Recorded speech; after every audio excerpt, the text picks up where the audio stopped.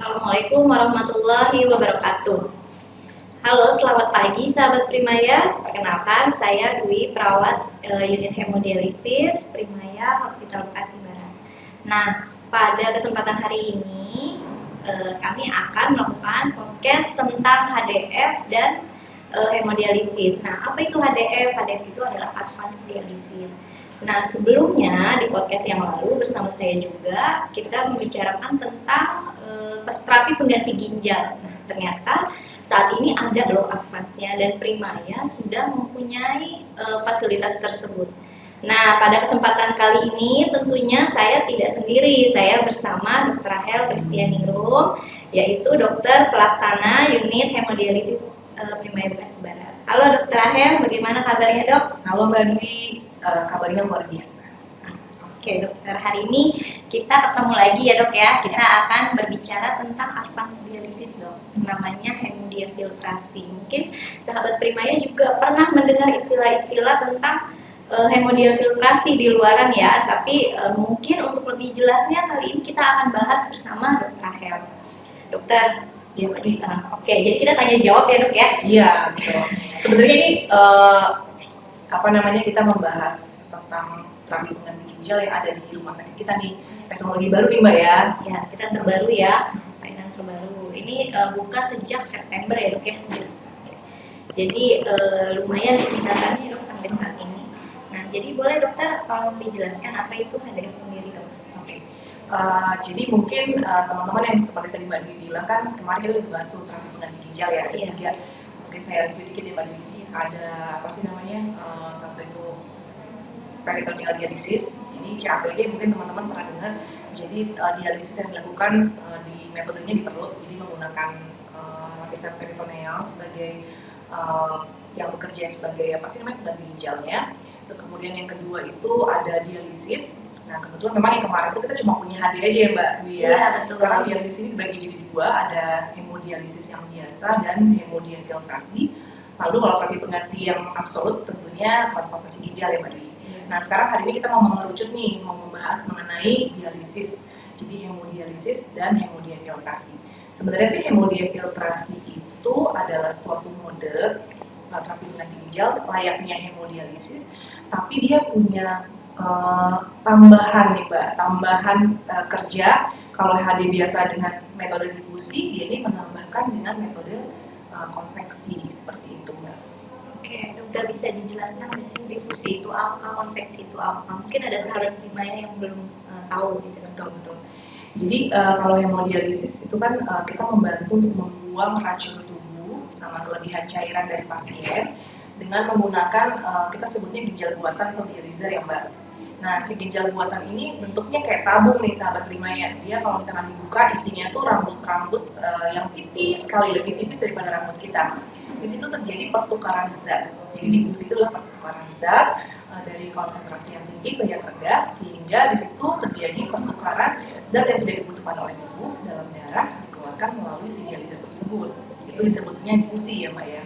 Ya, jadi dializer itu yang jenisnya itu bisa dicuci ulang atau enggak itu ya dok ya? Iya betul. Nah tapi memang untuk di rumah sakit Primaya sendiri kita sekarang menganut tidak melakukan pencucian ulang, kita hanya menggunakan single use seperti itu. Jadi sekali pakai buang. Betul. Oke. Ya. Nah tadi kalau misalkan bedanya dengan hemodiafiltrasi, jadi dia tuh sama sebenarnya metodenya dengan hemodialisis, tapi ada tambahan konveksi tadi tuh Mbak. Nah tapi memang ada syaratnya nih kalau misalkan melakukan hemodiafiltrasi, yang pasti memang kita harus menggunakan si ginjal buatan atau dializernya ini yang sifatnya high flux. Jadi dia mampu membuang racun tubuh ukuran kecil sampai dengan sedang. Jadi ukuran yang keluar lebih bisa besar. Walaupun HD biasa juga bisa pakai dializer yang sifatnya HDF tadi high flux ya. Nah, teknik konveksi ini adalah teknik di mana kita tuh menggunakan sejumlah cairan yang ukurannya lebih besar dan ukurannya ini dan si cairan ini dia sifatnya itu steril non pirogenik. Jadi benar-benar dia itu tidak boleh ada bakteri di dalamnya, seperti layaknya darah dia steril. Makanya kalau misalkan lihat di mesin kami itu dia ada dua filter di belakang ya Mbak, namanya diasef ya Mbak ya. Kita pakai dua, kalau hari biasa cuma pakai satu, ini pakai dua, sehingga darah itu diharapkan bisa membantu pengeluaran racunnya lebih optimal. Oke, jadi kalau bisa saya ringkas ya dok ya, ini berarti terapi menggunakan tambahan kerjanya HD ditambah dengan konveksi, yaitu kita menggunakan cairan tadi ya. Jadi fungsi cairannya sendiri itu sebenarnya untuk apa sih dok? Ya. Jadi mungkin kalau lebih mudahnya Mbak Dwi ya, ibaratnya kayak kita lagi ngepel. Kalau ngepel cuma pakai ember sama pelan, jadi kita masukin pel ke dalam ember terus kita lakukan pencucian, kan itu kalau dia sifatnya kotor sekali, nggak sempurna bersihnya Mbak. Betul. Nggak angkat ya. Betul. Tapi kalau misalkan kita pakai selang yang isinya itu ada tekanan tinggi cairan, kayak ibaratnya tempat cuci mobil tuh Mbak, ada tuh yang didorong cairannya, maka dia akan lebih bersih ketimbang kita melakukan pelan. Itu jadi konveksi itu seperti itu ya dok ya. Jadi dimana molekul-molekul yang lebih besar bisa ikut keluar juga, tentunya dengan membran dialiser yang lebih besar gitu ya dok ya.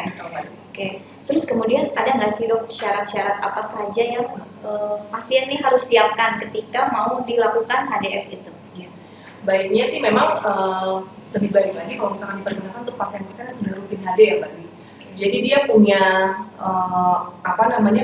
putaran mesin, jadi punya punya akses HD yang sifatnya lebih paten. Jadi paten ini pengertiannya dia bisa mengeluarkan cairan lebih cepat. Kita harapkan di atas 250 ml per menit itu putaran mesinnya itu akan lebih optimal. Itu yang pertama. Terus yang kedua memang syaratnya sih memang baiknya ini ya, pasien-pasien ini juga memiliki kondisi-kondisi klinis yang saat ini masih dalam perawatannya rawat jalan tadi. Untuk yang rawat inap dalam kondisi kritis memang dengan dengan hemodinamik yang kurang baik, memang baiknya sih menggunakan hemodialisis biasa seperti itu. Dilakukannya itu selama berapa lama dok? Apakah sama kayak HD atau ada bedanya?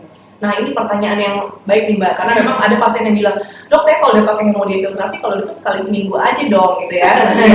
Iya. Padahal sebenarnya dia ini kan sama-sama nih dialisis, jadi ya sebenarnya dia hanya menggantikan fungsinya lebih baik, tapi kalau untuk masalah waktu sama Mbak Dwi. Kalau misalnya untuk pasien yang 2 kali seminggu 5 jam, ya dia tetap harus 2 kali seminggu 5 jam dikerjakannya. Jadi yang dalam seminggu 2 kali, misalnya Senin dan Kamis, berarti Seninnya bisa kita pakai HDF, Kamisnya HD biasa gitu. Boleh, atau dua-duanya pakai HDF itu boleh juga. Boleh banget Mbak Dwi. Iya. Kemudian dok, ada nggak sih goal atau targetnya yang dicapai di HDF itu? Karena kan sebelumnya kita bicara tentang HD itu goalnya adalah adekuasi ya dok ya, atau angkanya 1,8, 1,2 gitu ya dok. Nah kalau ini ada nggak sih dok? Tadi mungkin kita ngebahas juga tentang manfaat ya Mbak Dwi. Ini nanti terkaitnya dengan bersihan. Jadi manfaat yang kita harapkan itu adalah sebenarnya racun tubuh yang ukurannya lebih besar itu bisa kebuang, dengan harapan pasien itu nanti umur sel darah merahnya lebih baik sehingga risiko anemianya jadi berkurang. Terus juga pembuangan fosfatnya lebih baik ya, sehingga pasien keluhan gatalnya akan berkurang. Kemudian yang ketiga juga pembuangan beta 2 betylglobulin itu juga lebih baik sehingga kualitas pembuluh darah juga lebih baik ke depannya Mbak Dwi. Nah tentunya ketika pasien datang dan kita ingin pasien itu semuanya tuh tadi zat-zat yang buruk itu kebuang, kita masih punya target kan. Nah targetnya memang sama seperti pasien HD, kita punya target KT/P ya kayak tadi Mbak Dwi bilang, itu bersihan untuk urea kreatininnya, kita pengennya untuk yang 2 kali seminggu 1,8 atau 3,2 per minggu ya Mbak ya. 3,6, saya salah jumlah, 1,8 atau 2 ya, 3,6 untuk yang 3 kali sama 3,6 ya Mbak ya per minggunya.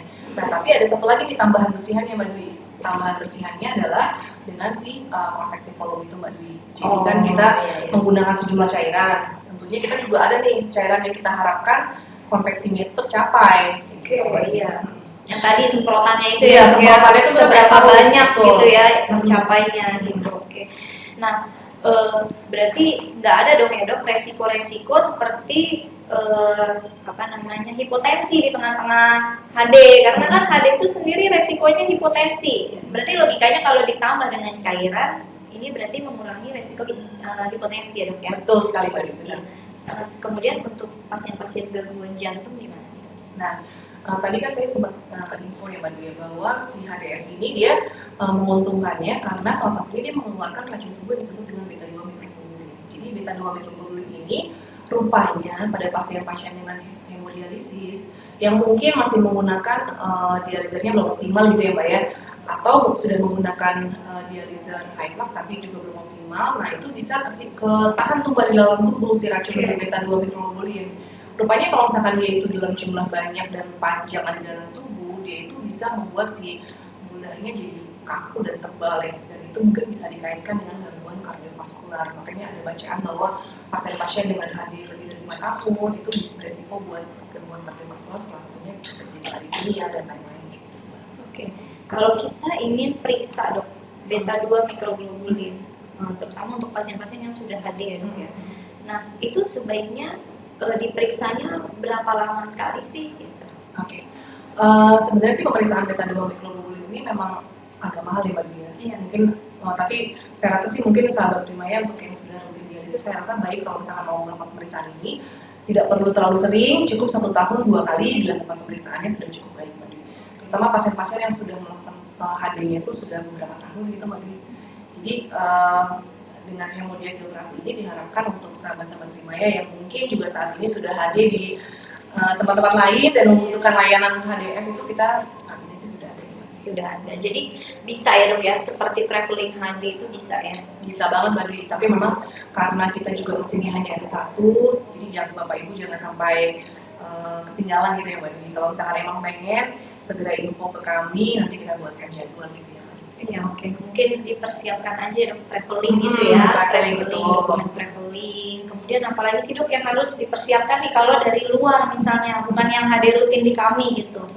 Baiknya sih memang ada sekali untuk pemeriksaan ke dokter penyakit dalam ya Mbak Dwi, untuk di assessment atau dinilai ulang tentang kondisi klinis. Kemudian nanti yang tadi sudah disampaikan juga bahwa aksesnya lebih baik akses yang sudah paten, jadi punya putaran mesin yang cukup baik di atas 250 ml per menit. Kemudian kami juga disertakan dengan surat traveling dialisis untuk mengetahui background atau riwayat sebelumnya pasien. Mungkin nanti di sini juga di screening ulang ya dok ya. Betul, untuk laboratorium ya. Oh iya benar, untuk persiapan mesin ya. Iya betul. Nah untuk HDF sendiri nih dok ya, kira-kira apa sih efek sampingnya gitu kalau misalnya kita menggunakan HDF ini? Karena kan dari tadi positifnya nih dok, ada nggak sih sebenarnya yang hal yang membuat dia tuh menjadi apa misalnya gitu, atau tidak stabil kadar gula atau apa gitu dok? Ya sebenarnya HDF ini pilihannya ada 2 ya Mbak Dwi. Dia itu bisa kita masukkan cairannya itu predilusi, jadi sebelum dia masuk ke mesin ginjal tadi, ginjal buatan atau dialiser, atau sesudah dialiser. Nah kalau untuk yang sebelum memang ada resiko buat terjadi bekuan darah Mbak Dwi. Nah jadi kalau misalnya terjadi bekuan darah, tentunya kalau berpikir ke pasien kan HD-nya nggak bisa dilanjutkan lagi ya kalau misalkan blocking-nya Mbak Dwi ya. Jadi itu resiko yang bisa terjadi, tapi memang seperti kita ketahui untuk hemodiafiltrasi ini yang paling baik adalah yang post dilusi ya Mbak Dwi ya. Jadi yang kita memberikan cairannya itu setelah si darah itu masuk ke dalam dialiser ya tadi buatannya, jadi dikasih cairan. Betul. Jadi harapannya sih kejadian buat terjadi clotting itu lebih rendah seperti itu. Jadi paling itu aja dok ya resikonya clotting. Mungkin kalau akses vaskularnya juga kurang baik ya mungkin akan banyak masalah juga ya dok ya. Bikin bekuan gitu ya, bekuan darah. Oke. Nah setelah treatment hemodiafiltrasi dok, kita cek beta 2 mikroglobulinnya tuh kapan? Ya. Setelah treatment berapa kali gitu baru pasien bisa cek lagi? Baiknya sih setelah 6 bulan penggunaan Mbak Dwi. Ya, tapi kalau misalkan memang pasien pengen lebih cepat, mungkin 3 bulan setelah penggunaan lebih baik. Oke. Nah, kemudian gini dok, jika ada pertanyaan nih mungkin ya dari sahabat Primaya, dok gimana nih daerah saya nggak ada HDF, tapi saya pakainya HD biasa aja bertahun-tahun, itu gimana menurut dokter? Ya, sebenarnya sih nggak ada yang mengatakan bahwa HD biasa itu tidak baik ya Mbak Dwi. Hanya dengan HDF ini lebih optimal. Jadi kalau misalnya sahabat Primaya yang mungkin di daerahnya belum tersedia layanan hemodiafiltrasi, nah mungkin tetap bisa melakukan hemodialisis biasa tapi dengan cara yang optimal. Optimalnya gimana? Waktunya dioptimalkan untuk pasien yang 2 kali seminggu bisa 5 jam. Terus kemudian putaran mesin akses harus baik. Sama yang ketiga tadi target bersihannya Mbak Dwi. Iya, target bersihannya harus tercapai ya dok ya, supaya